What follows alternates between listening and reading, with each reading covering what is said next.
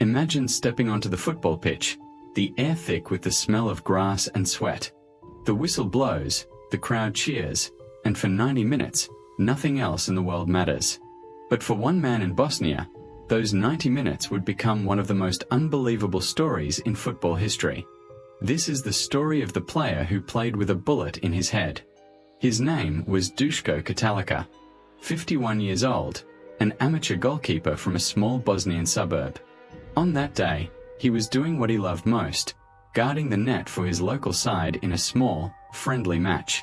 It was the kind of game played not for fame or money, but for passion.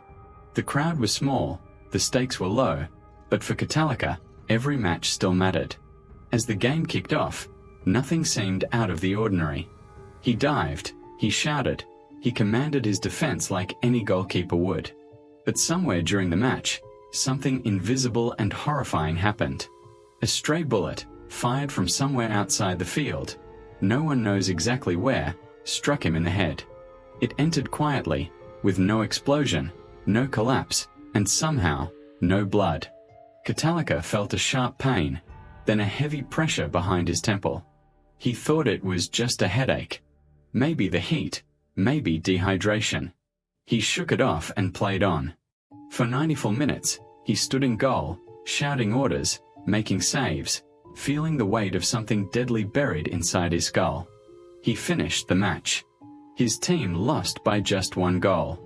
He walked off the pitch, tired, sore, but satisfied that he had done his job. Only later, as he started feeling worse, did anyone realize something was wrong. His head began to throb. His arms started to go numb. His vision blurred. That's when his teammates took him to the hospital. Doctors examined him and were stunned. The X-ray revealed a 9mm bullet lodged deep inside his skull. He had been shot and somehow never realized it. The bullet had entered at an angle that missed every major artery and bone that could have killed him instantly. It sat quietly inside his head, waiting to be discovered. The doctors moved fast. They performed surgery and removed the bullet successfully. Miraculously, Krtalica survived. He woke up confused, unable to believe what had happened. He had finished an entire football match with a bullet in his head, a story so strange that even the doctors could barely explain it. Word spread across Bosnia and then the world. News outlets called it one of the most unbelievable survival stories in sport. The headline said it all: the goalkeeper who finished a game with a bullet in his skull. How could something like that happen? The truth is that in parts of the world, especially after years of conflict, stray bullets aren't rare. Someone, somewhere, celebrating or firing a gun into the air, could have sent that bullet flying, and it landed on a football field. This wasn't a story about professionals in million-dollar stadiums. It was a story about passion, about the people who play football for love. In small towns and villages across the world, players step onto rough pitches every weekend with nothing more than pride to win. They play through pain, through injury, through hardship. But what happened to Duško Krtalica was beyond endurance. It was a quiet miracle. He didn't collapse. He didn't lose consciousness. He played the full match, and he lived. Doctors called it impossible. But for Krtalica, it was just another Sunday game that almost became his last. His recovery took time, but he made it through. There's no record of him returning to football, but the story stayed with him forever.